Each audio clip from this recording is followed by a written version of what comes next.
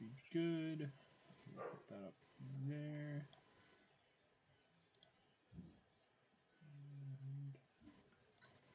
Alrighty. So, make sure. Okay, I didn't click. Okay. So for tonight's study group, thank you all.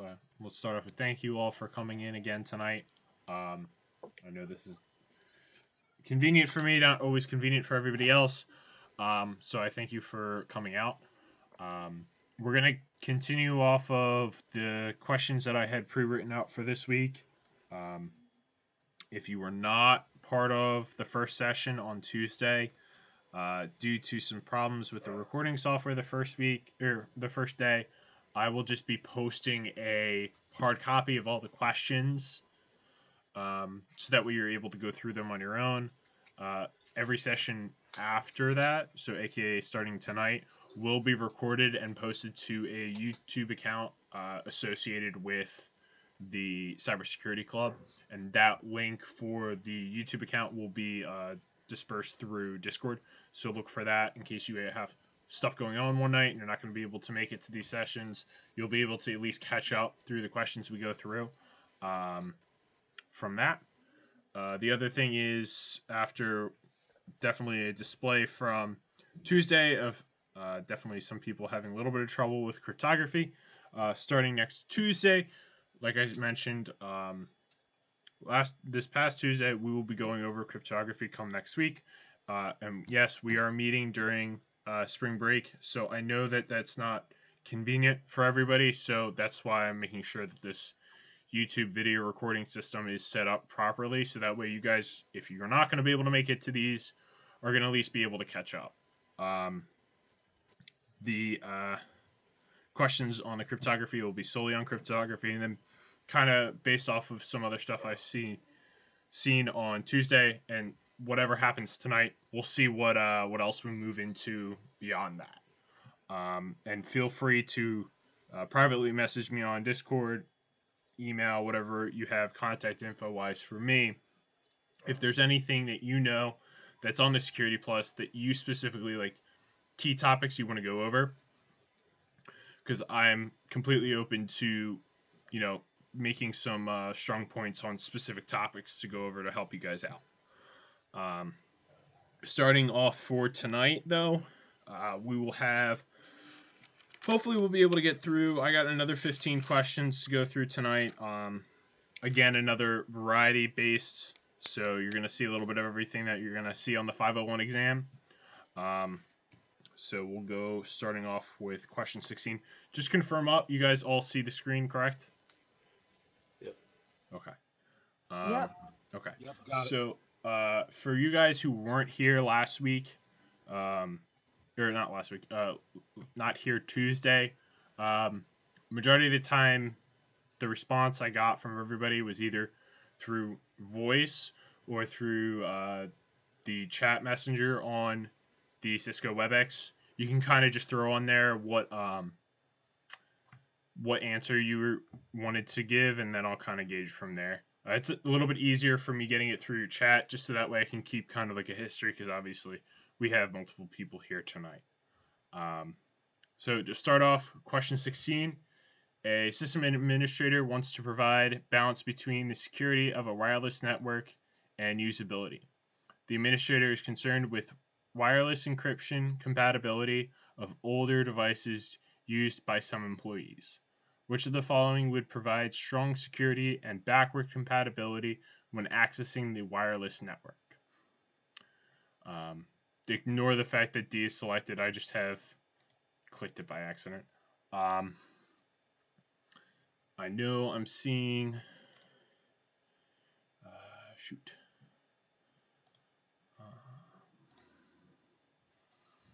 Through this in here. I'm seeing Professor says already talking about answer C. So I saw that Professor C's already put answer C, and I mean, while I did take and pass the exam, this was one of my weakness points, but if I'm not mistaken, I think Radius is used for remote authentication. You might not that might not be the first choice within a wireless network. Okay. Anybody else have any answers besides? Noah saying B.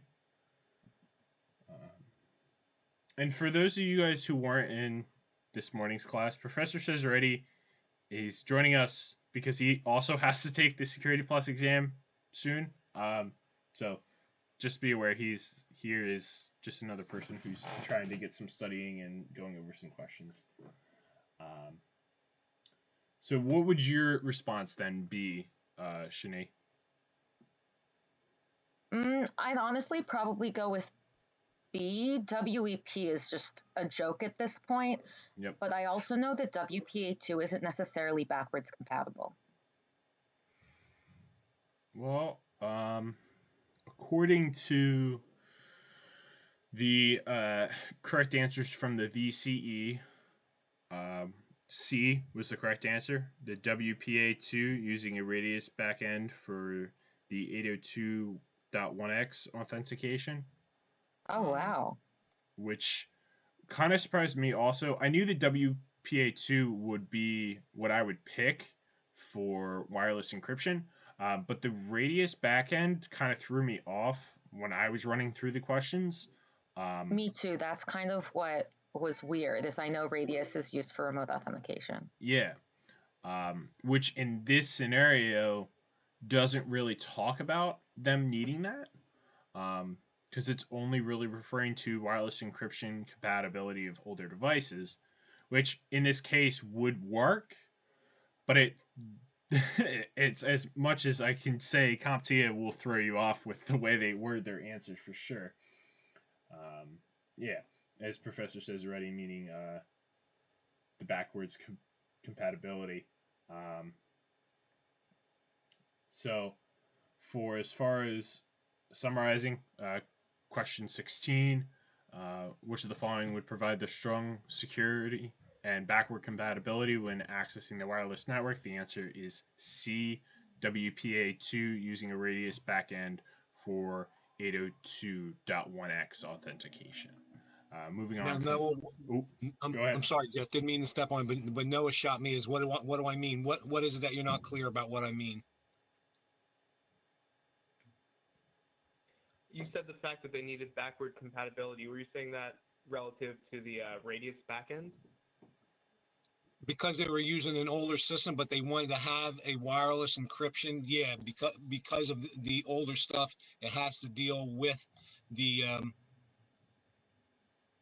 older technology. To be honest with you, you know what the kicker was that got me on that was the 802.1x. That right there spelled out for me that they were dealing with the older technology, and that was whatever that 802.1.x was going to be for the authentication is the key for me in diagnosing the question to tell me what what I believed was the right answer. There you go. Okay, that makes sense. All right. So moving on to question 17. A software developer wants to ensure that the application is verifying that a key is valid before establishing SSL connections with random remote hosts on the internet. Which of the following should be used in the code? So another key type question talking about cryptography again to a certain extent. So there is two answers to this one. Answers off the bat. Anybody got any questions about the question? I think C would have to be one of them, but don't quote me on that.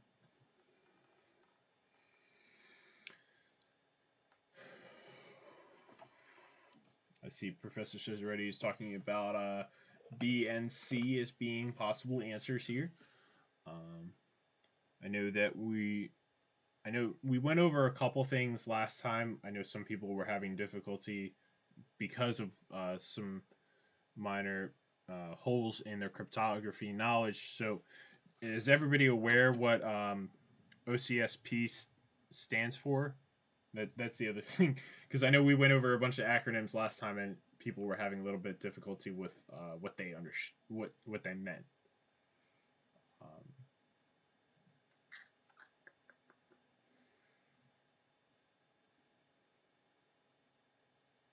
Okay. So the before I screw up and say it's the wrong thing, because I know I'm going to screw up the end of the acronym. Where is it?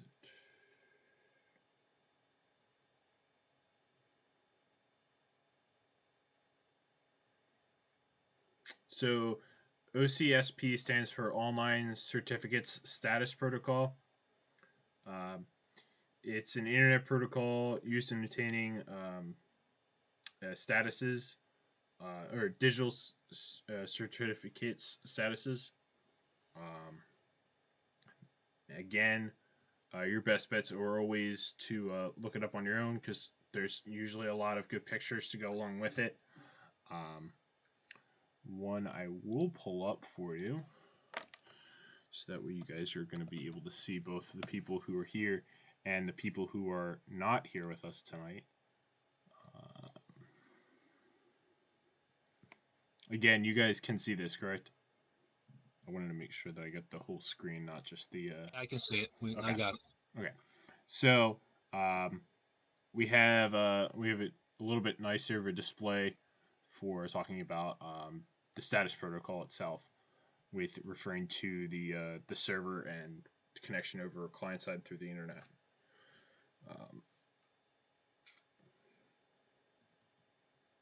Oh, jeez, Professor says ready. So, for as far as back to the question at hand, any more answers? I see everybody for the most part has kind of given something. Noah was saying D and E. I think Shani hit it right with answer C. The software code private key is definitely one of them. The other one, and the reasoning behind me asking if people understood what OCSP is the other answer is E. So the two being the software code private key and the OCSP. Both are good for, especially for in this situation, we're talking about a software develop here, so software code kind of makes sense. Heads back to what I talked about Tuesday with finding keywords within questions that kind of sometimes give you hints on where you should look for your multiple choice answers. A lot of times, like in this scenario, we're talking about a situation where we have a software developer working within an application, so we're going to make sure that there's definitely software code keys. And then OCSP is just another great online standard protocol, and since we are using the internet, this is definitely something we should be using. Can I offer some information? Yeah, of course. So one of the things with modern cryptography that is important to remember is that a lot of cryptography nowadays is going to be asymmetric. Basically, symmetric relies on a shared secret where you both have the same key, I think. And asymmetric is when there's a private key and a public key, or you have kind of two different keys. So if you want to create, if you want an analogy for it, let's say my LinkedIn account, right? So you might want to search for me on LinkedIn. My name, you would look just my name up, and that's almost like a public key. That's how to find me and send me information. But for me to access it, I need my private key, which is my password. And so because of how private and public keys work, public key doesn't necessarily need to be quote unquote public, but it needs to be, it needs to be something that is not only known to you. So, if you're using PGP, that's going to be your PGP number. It's a pretty good privacy or pretty good protection. It's an encrypted messaging protocol. and you need to have a private key. And so that's what you're going to see in most of the modern encryption mechanisms, especially when it's done online or like over some network. Well, thank you. I knew obviously you are a key person that is in our group that I've known for a while, has been one who's even more advanced than I am, for sure, when it comes to cryptography. So thank you for elaborating on that, because I know some people will have difficulty. I know it's definitely good to always hear a refresher about it. Of course. And I'm not more advanced than you. I'm just a nerd and read about random things. No, of course. So moving on. Obviously, question Can I ask you 17. a quick question? Oh yeah. I was just curious. The OCSP, doesn't that actually verify the remote server's public key in a certificate? Yes, and for this case, that would be necessary because of the fact that we are dealing with remote hosts. Um, this But would it's be still some. CNE. What? I would think that you would need to use the remote server public key to send it out to be verified by the OCSP. That's what threw me for a loop on this question.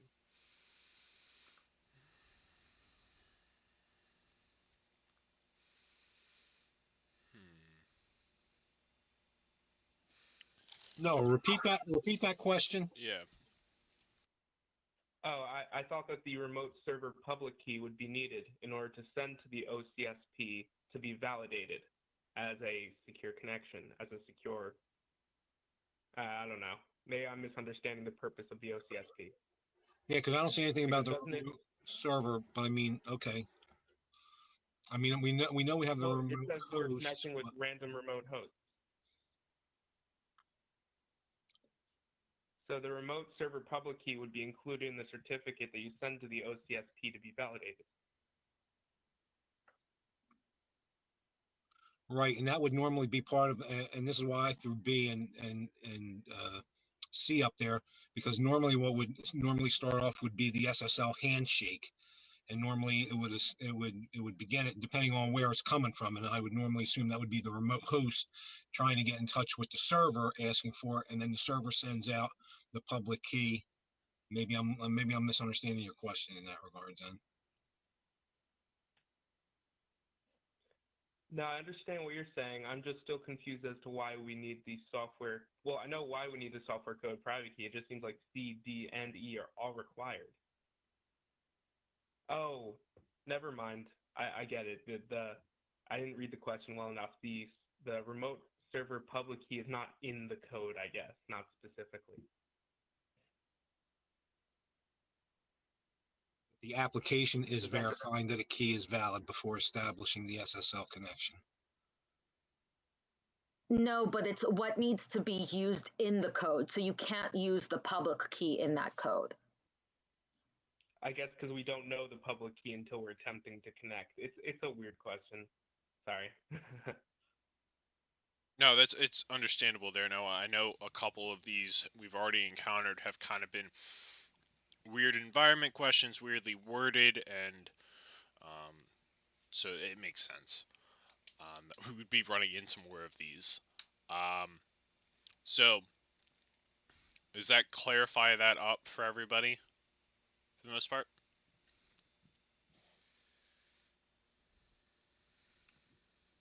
I'm good with that.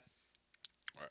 I'm going to take that that silence as everybody's okay. I'm good. All right, confirming up for everybody. Question 17. Which of the following should be used in the code for a software developer who wants to ensure the application is verifying that a key is valid before establishing SSL connection with random remote host? The two answers were C and E, software code private keys, and OCSP, respectively. Moving on to question 18 for the night. During a recent audit, it was discovered that many services and desktops were missing security patches. Which of the following best describes the assessment that was performed to discover this issue? The Nessus is the best. Yes. I'm I'm assuming everybody else is going to hopefully be following along on the same scale there of saying it. We have B's from everybody for the most part here. Okay.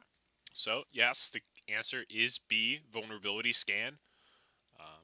I figured most of you guys have kind of already had this sort of hit into your head enough times through our classes together that that vulnerability scans are the main thing that will go about helping out in revealing these types of flaws within services or desktops, and the fact that sometimes systems go unnoticed and won't get updated, and these can be definitely a vulnerability to networks if they are still connected. So the answer for question 18 was B, vulnerability scan.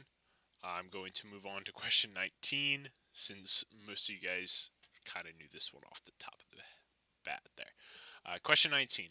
After a merger, it was determined that several individuals could perform the tasks of a network administrator in the merged organization. Which of the following should have been performed to ensure that employees have proper access? So, looks like Shani, Rob, Noah, Chris, everybody is saying D for question 19. User rights and permission review. Professor Says Ready is saying C, periodic auditing of user credentials. I think credentials, though, are different from rights, because credentials is what you use for authorization. Yeah. Like, yeah. Yeah. No, you're right.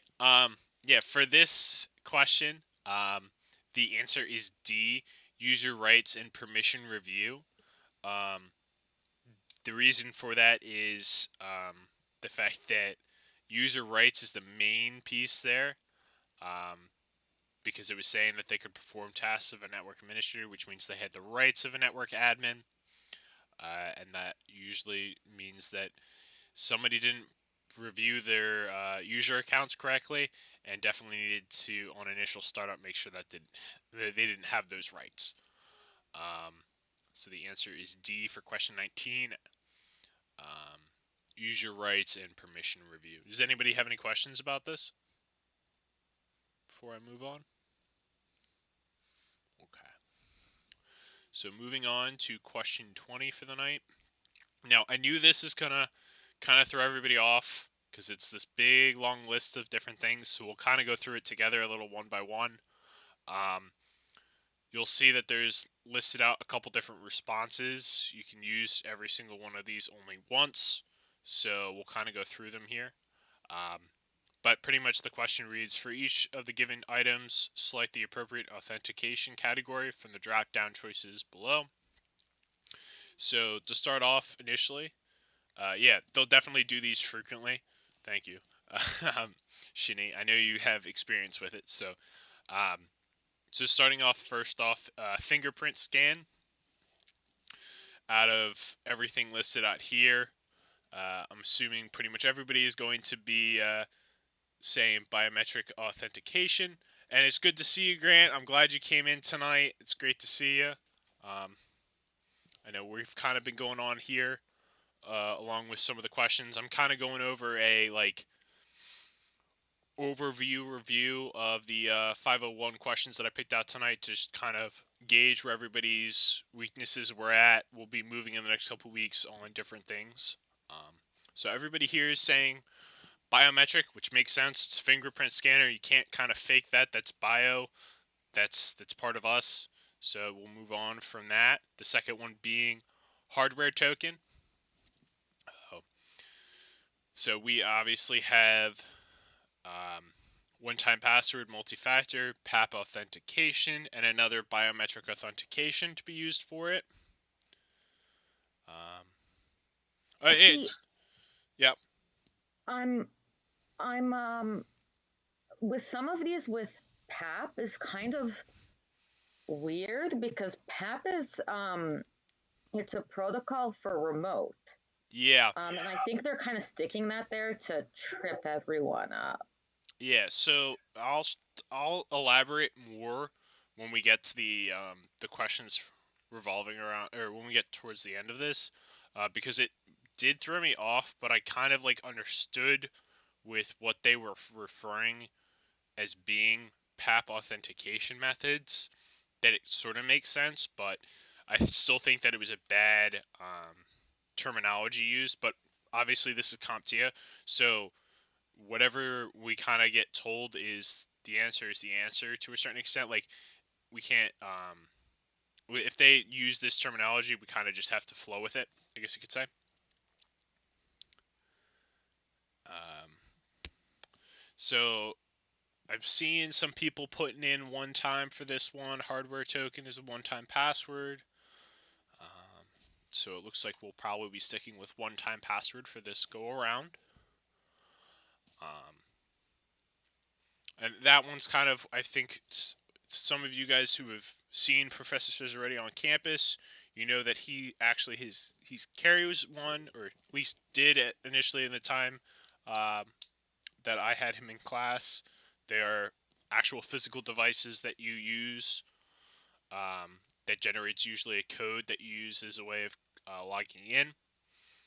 Moving on to the next one. Yeah, I figured as much. You still do have it. Smart card.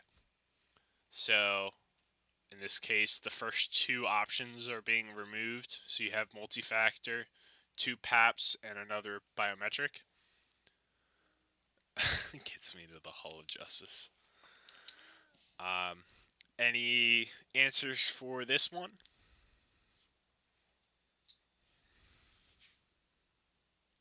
Let's move on here.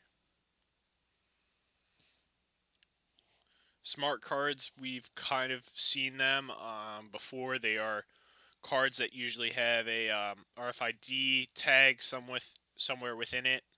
Can usually use that. I know we've had people in class talk about CAC cards being smart cards, and as having the ability to use that for different purposes. So I'm seeing a lot of you guys saying multi-factor for this one. So we'll pick that as our selection and move on. Going on to password. We have. They didn't really specify too much on what exactly they meant by a password. I would assume in this scenario, because PIN number is the next one, we're talking about a possible combination of different types of characters. Probably like an alphanumeric. Yeah, that would be what I would assume is an alphanumeric password in this.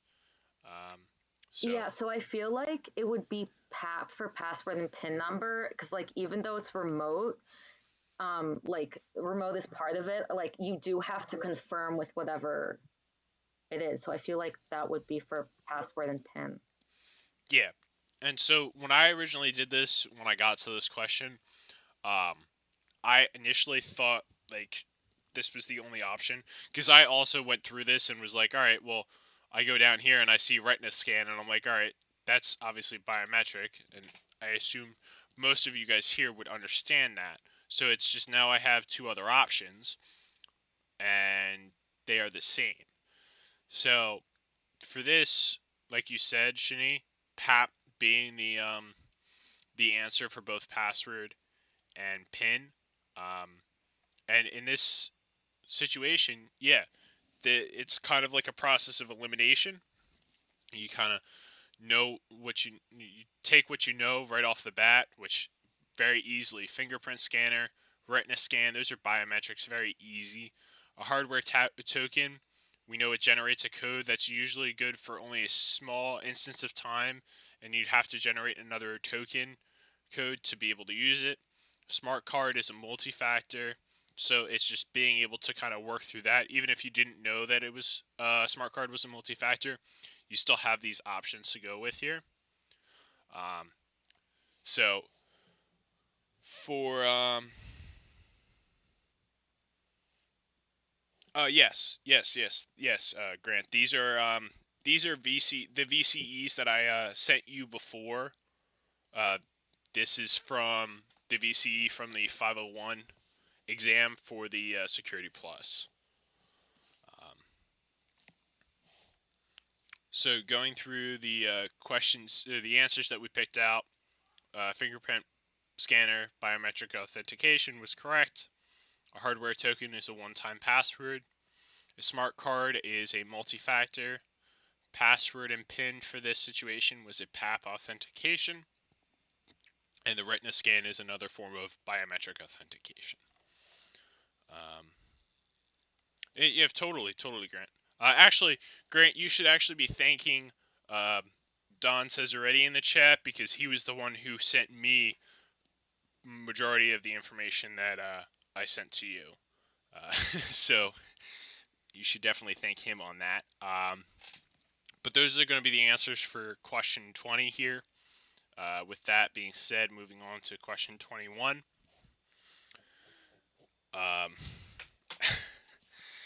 Question 21 reads, a security administrator suspects a MITM, aka a man-in-the-middle attack, aimed at impersonating the default gateway is underway. Which of the following tools should the administrator use to detect this attack? And it's saying to select two in this situation.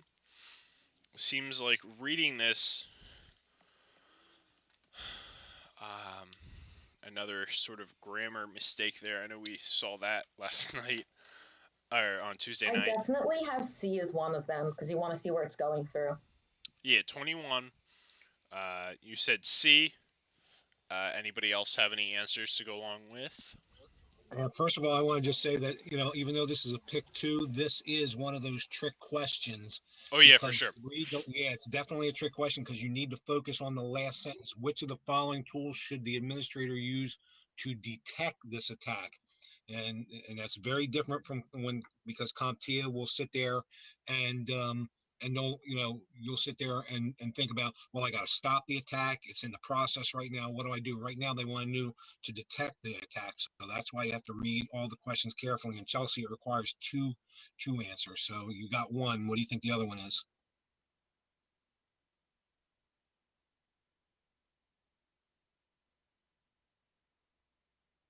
So, Chelsea is saying B.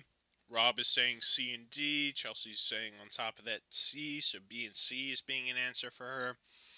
I know, Shani, you definitely said C, Tracer RT.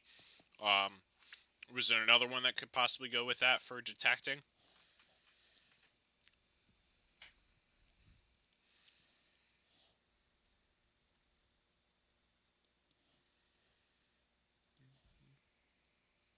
Yes, no, maybe so. But it seems like I'm getting a lot of C and D's here for the most part. I'm going to tell you yes. Option C, Tracer RT, is the correct answer. The other correct answer to go with it, weirdly enough, was ipconfig, which... Well, that makes sense, because ipconfig gives you your IP address and network address, but it also shows your default gateway. Yeah. Which I think there's a lot of things on here, though, with the options listed out. As much as ipconfig is, yes, the answer, I think some of these definitely, like NetStatDig, would definitely be on somebody who's not 100% sure about this stuff. Looking at that right away, definitely is going to throw them off a little bit. So definitely be aware that, like Professor says already had talked about, this is definitely something that if you aren't 100% sure about these things, you definitely can easily get tripped up. Yep. I need to head off because the oven's going to go off in 5 seconds. So have a great night, everyone, okay? All right. Have a good one, Shani. I'll see you in the VOD. There we go. Bye. Bye, Shani. I'll see you tomorrow. Bye. See you tomorrow. Bye. Okay. So, moving on to, obviously, the answers for question 21 here are being ipconfig and tracer RT, both answers B and C. So moving on to question 22. A user of the wireless network is unable to gain access to the network. The symptoms are 1. Unable to connect to both internal and the internet resources. And 2, the wireless icon is showing connectivity but has no network access. The wireless network is a WPA2 enterprise, and users must be a member of the wireless security group to authenticate. Which of the following is the most likely cause of the connectivity issue?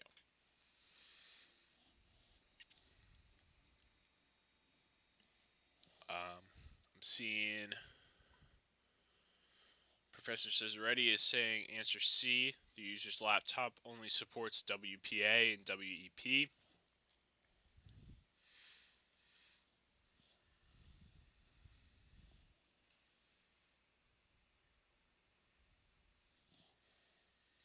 Anybody else have any possible answers for it? Noah is saying D.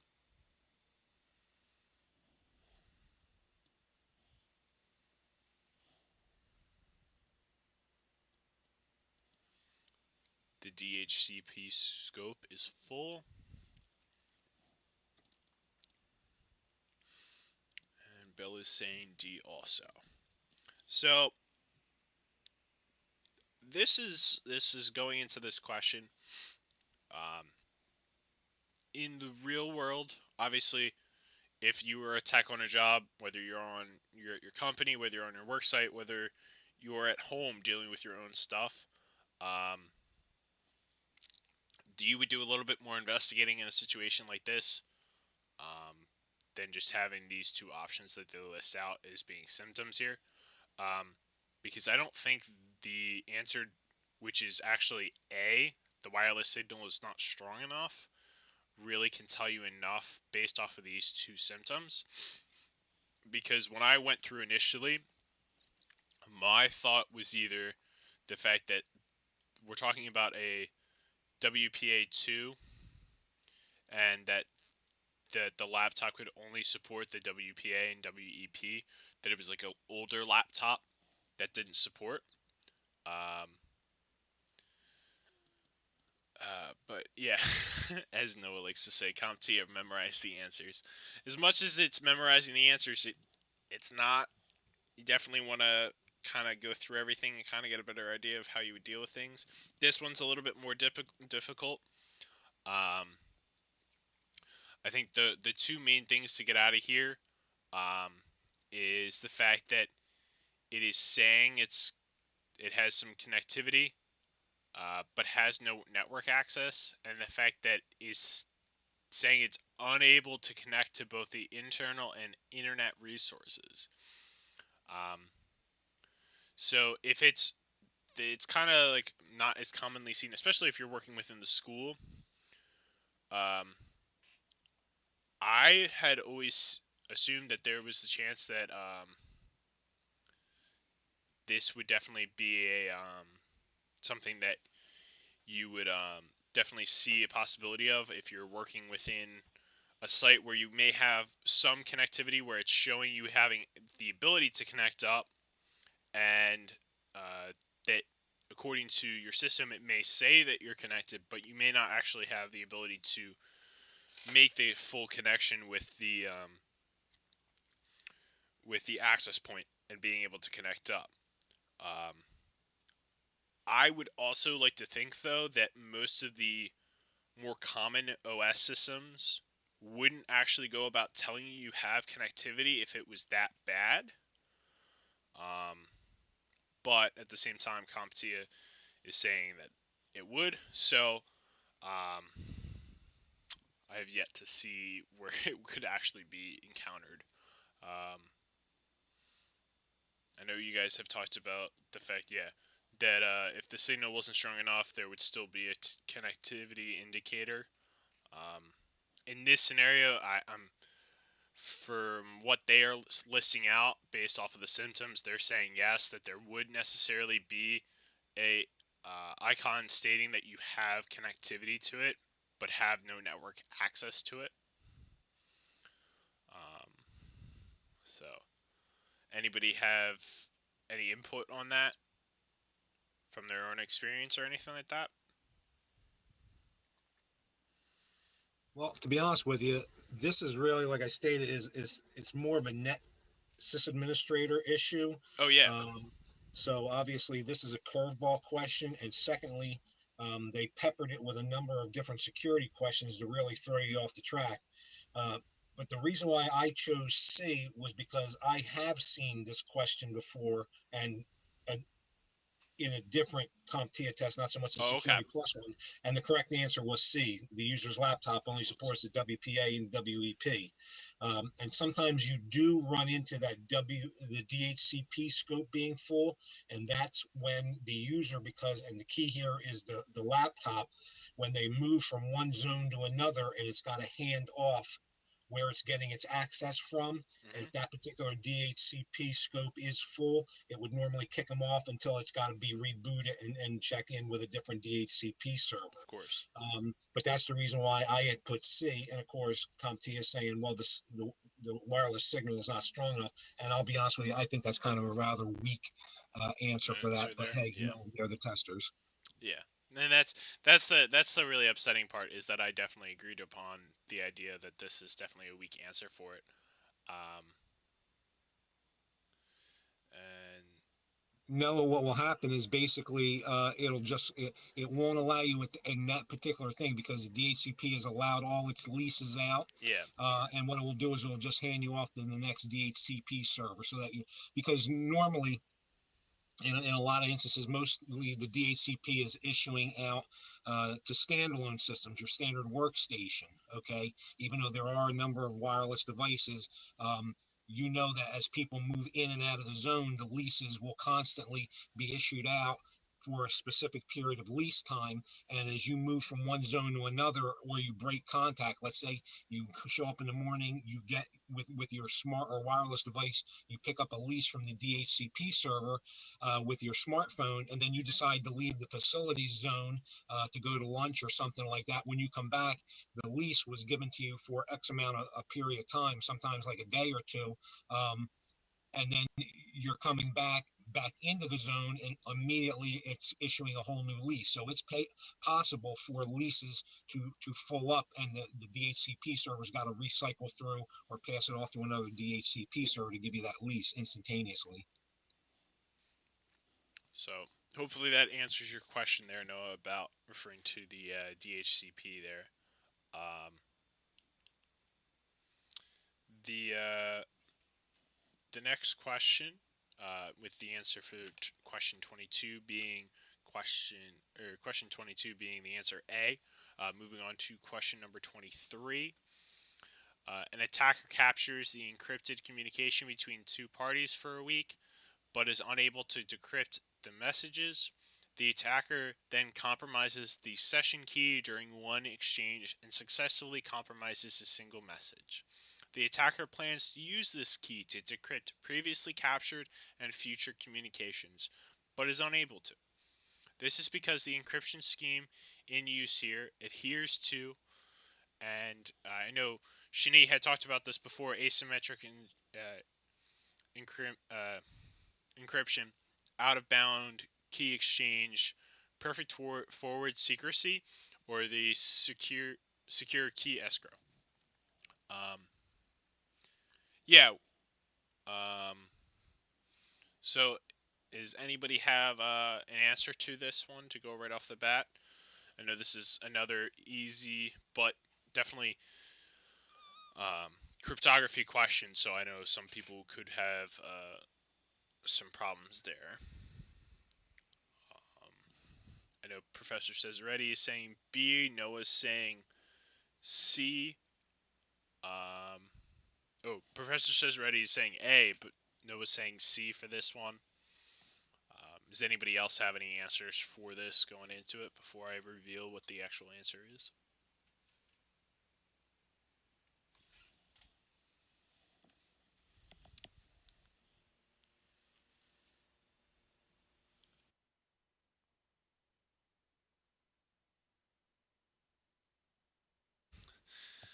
Alright. Getting a little bit of crickets here. I know Chelsea's putting a C for her answer. Yeah, we're getting crickets. It's expected. We're gonna have that happen a lot of nights. People are not gonna know. We're not gonna be able to respond right away.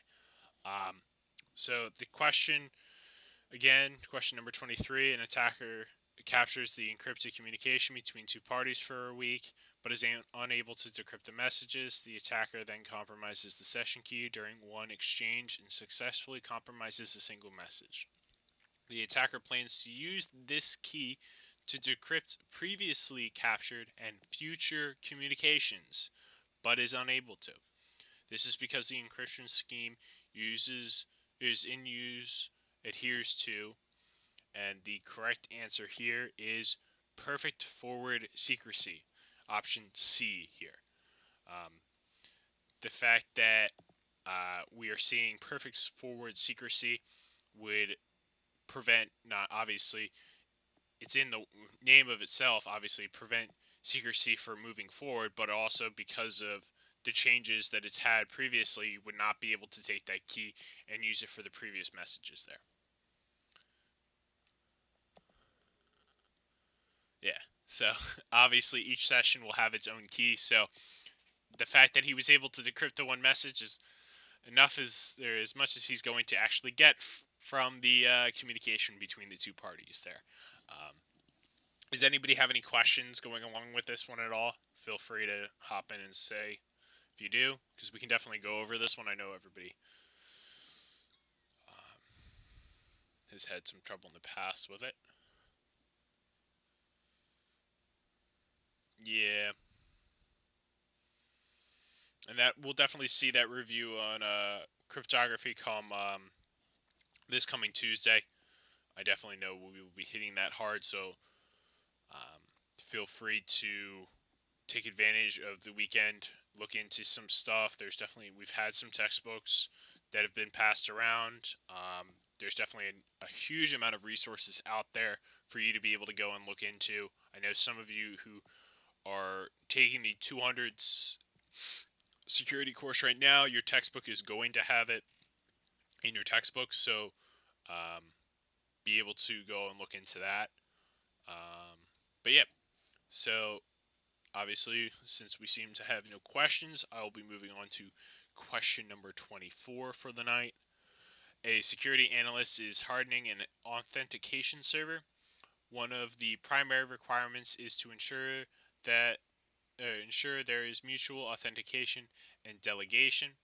Given these requirements, which of the following technologies should the analyst recommend and configure?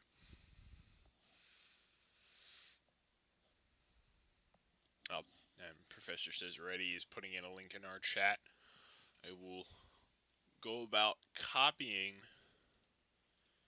this link and putting it up on screen for everybody here.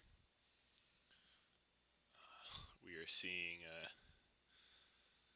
a textbook here that seems to be going there. I will be linking that into the description for anybody who's interested in what this book is. So yeah, look for that. But moving back to the actual question here, the different options given for the different services for technology services to be used are the LDAP services, the Kerberos services, the NTLM services, and the CHAP services here. Does anybody have a possible answer for it? Professor Says Ready is saying the CHAP services. Anybody else got any possible answers there?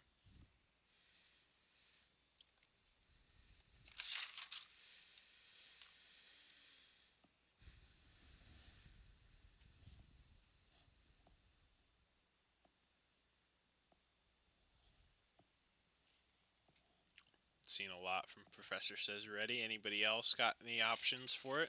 It's okay to be wrong. We're all here to learn about this sort of stuff. I know a lot of you guys have definitely some holes, so just feel free to put something in just so that way you have an answer. Chelsea's saying C. Chris is saying D. Noah's saying D. Alrighty. So to go over again, the question number 24 is security analyst is hardening an authentication server. One of the primary requirements is to ensure there is mutual authentication and delegation. Given these requirements, which of the following technologies should the analyst recommend and configure? I think you were right to initially go with your second option there, Professor Says Ready, with option B, the Kerberos services, because that is the correct answer. The reason why Kerberos services is the correct answer is because Kerberos is the only one who can mutually authenticate and delegate out of these services that is being listed.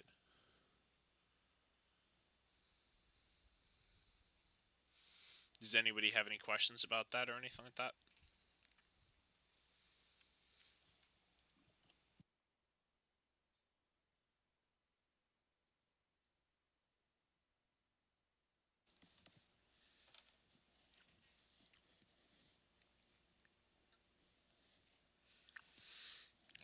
A lot of people are saying that it makes sense, so you guys got no questions about it. All right, we're going a little bit faster pace. We only have 5 more questions left for the night, so we'll be getting out a little bit early tonight, which makes sense. I know you guys today is technically for a lot of you guys will be getting ready for spring break. For most of you guys, probably after you get done class tomorrow, that'll be it.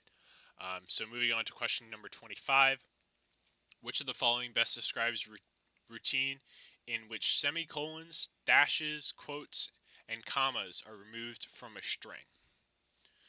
The options are error handling to protect against program exploitations, exception handling to protect against XSRF attacks, input validation to protect against SQL injections, and padding to protect against string buffer overflows. I'm seeing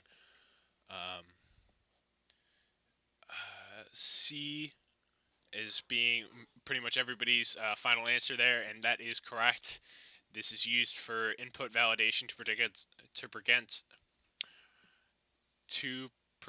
against SQL injection. So C is the correct answer there, and that is used very much. Is a common thing, especially if you're working within SQL servers. So just be aware of that. I know some of you guys who may take the my SQL class that is taught at the school, this will be definitely something that is talked about. Not only on top of that, you'll be talking about it later in your pen testing, ethical hacking, and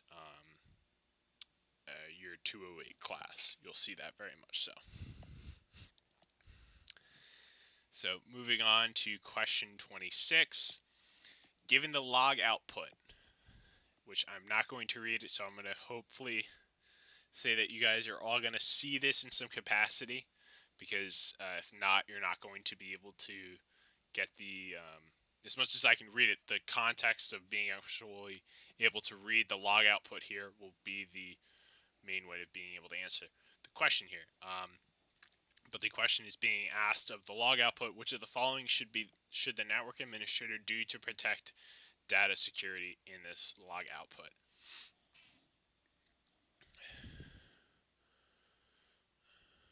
Seeing Professor Says Ready saying C, configure a AAA server.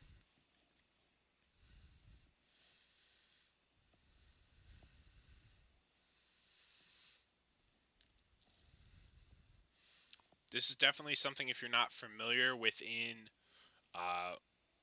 log outputs for different services, you're not going to get this on your first try. So it's understandable. This one was kind of one to just gauge if anybody knew anything about it. And it seems like the correct answer here was talking about, the answer is B. This is referring to Telnet and SSH. So the answer is B, disable the Telnet and enable SSH to go about securing this data that is being in pretty much shown in plain text in your log output.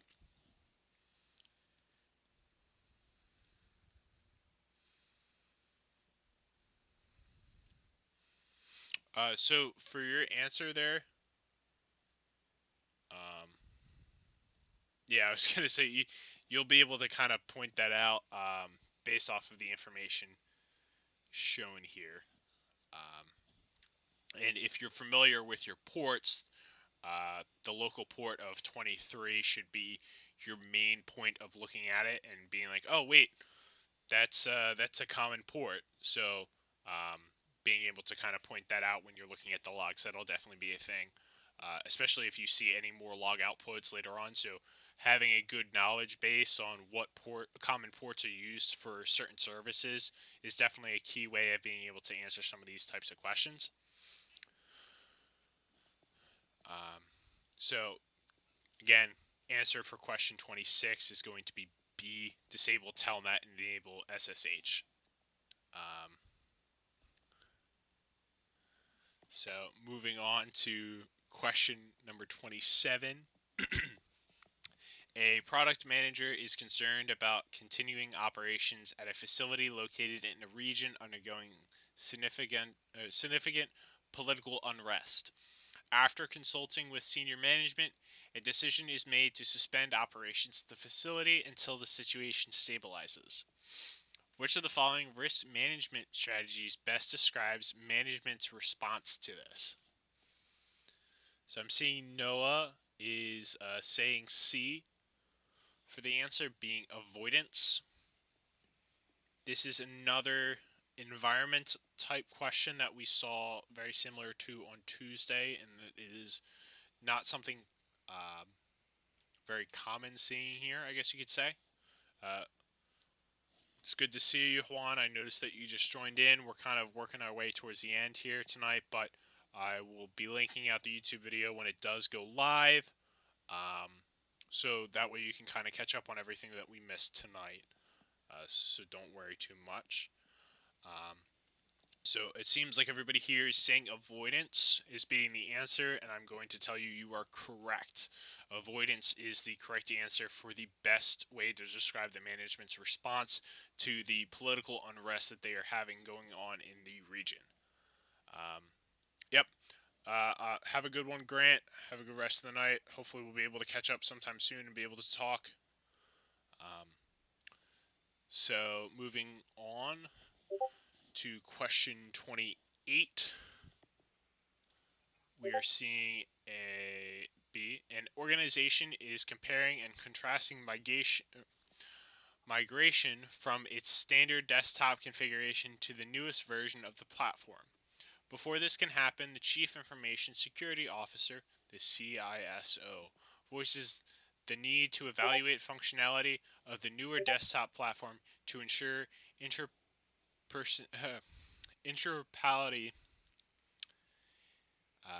with existing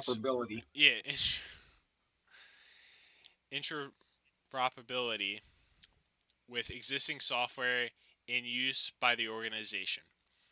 In which of the following principles of architecture and design is the CISO engaging?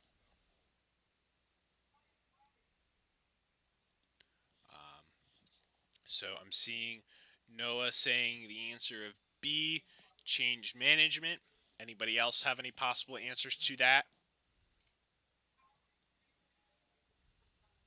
Professor Says Ready is also saying B.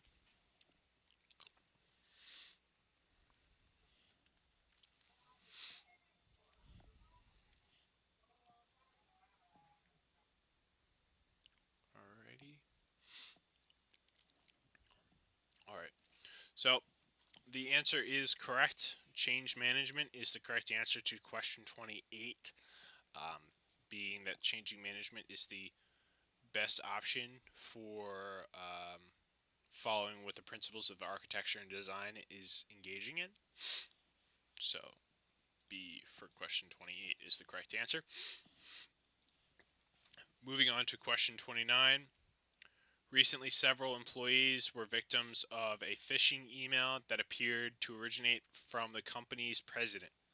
The email claimed the employee would be disciplined if they did not click on a malicious link in the message. Which of the following principles of social engineering made this attack successful? Now, I know people who are in the pen testing classes right now, you sat through a class specifically talking about this. I know for a fact because I sat in on that class.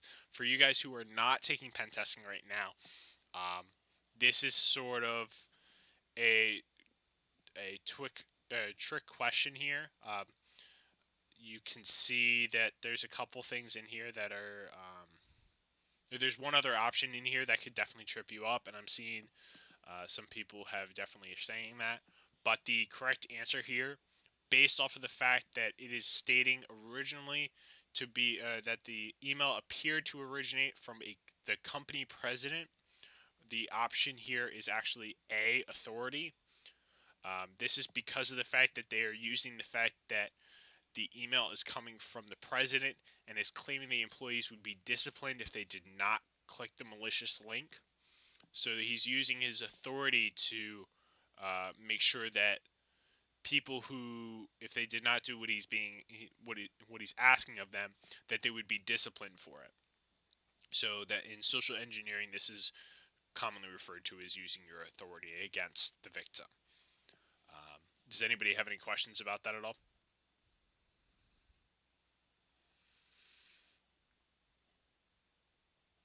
Alrighty.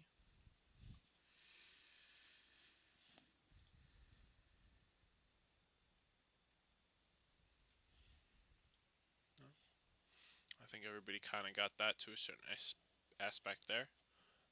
So I'm going to move on to the final question for the night, question number 30. Now, I'm going to try to zoom in as much as possible because there's a whole table here, but I'm going to read the question out first for you guys. Question 30 reads, an audit takes place after a company-wide restriction in which several employees changed roles. The following deficiencies are found during the audit regarding the access to confidential data. So, should be able to see the table a little bit bigger now, hopefully, right, guys?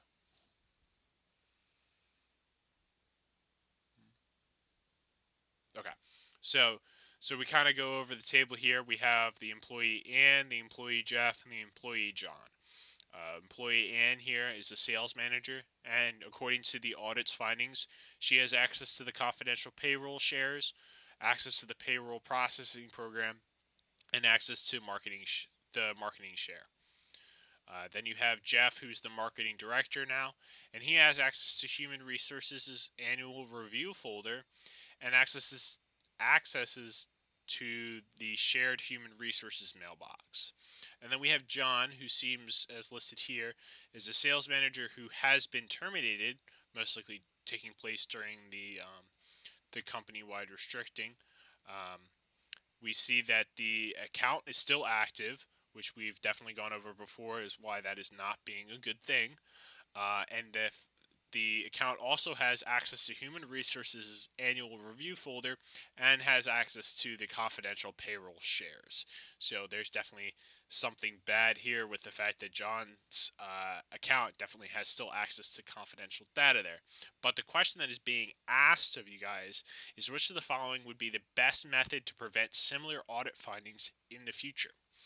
So the options being implement separation of duties for the payroll department, implement a DLP solution on the payroll and human resources servers, implementing rule-based access controls on the human resources server, and implement regular permission auditing and review. So does anybody have a possible answer for this? I know this is a lot of information being shown here. I'm going to zoom out a little bit more so that way you can see the full question here. But you should be able to see everything.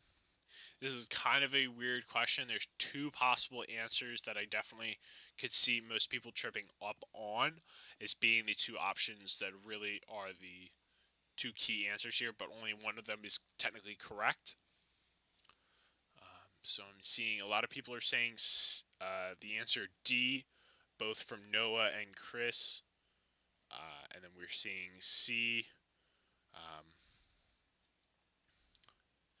A lot of people are saying implement regular permission in auditing reviews.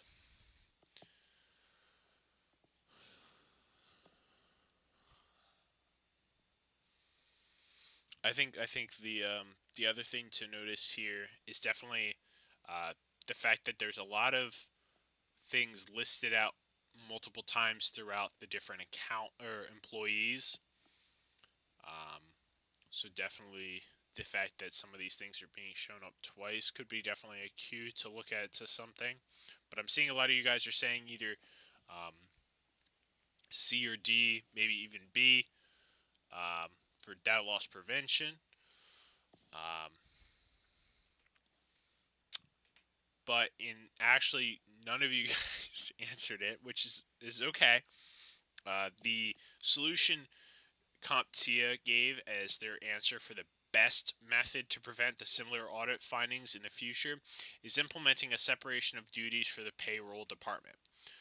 Because if you look at the audit findings, we are seeing the payroll being used twice here, both by the active and the terminated sales manager, which didn't really do a whole lot because of the fact that we are seeing an account that was terminated. So obviously we would assume that the duties are really only being actually used by one person. So it's a little bit of a weird question to ask here. I definitely saw implementing regular permission and auditing reviews as being the second option that a lot of people would pick, and it was definitely right. A lot of you guys have that. I have no clue why sales managers would have access to the payroll department. That could be the other main obvious piece here, is the fact that these sales managers are having access to it. It's the fact that definitely you would assume in this scenario that the payroll department would be its own department and have its own managers and employees. So definitely the big thing would be picking up on that this would be these people are not in that department at all and shouldn't have access to those shares. I know that was a little bit confusing there, but that was another 15 questions tonight. I'm going to be around because I want to talk to you guys about not only we're going to be talking about cryptography, but so please stick around for that. But just to go over for everybody who's listening in, who's not here tonight, the answer for question 30 is going to be A. Implement separation of duties for the payroll department. So we shall see come next Tuesday. We will be going over hopefully around 15 to 20 questions on cryptography, so stay tuned for that. And hopefully everybody will be here again come next week, so be here if you can. We'd love to have people in here to get feedback and be able to go over your questions. If not, please feel free to message me at any point in time. I'm definitely always available to talk. But besides that, see you in the next video.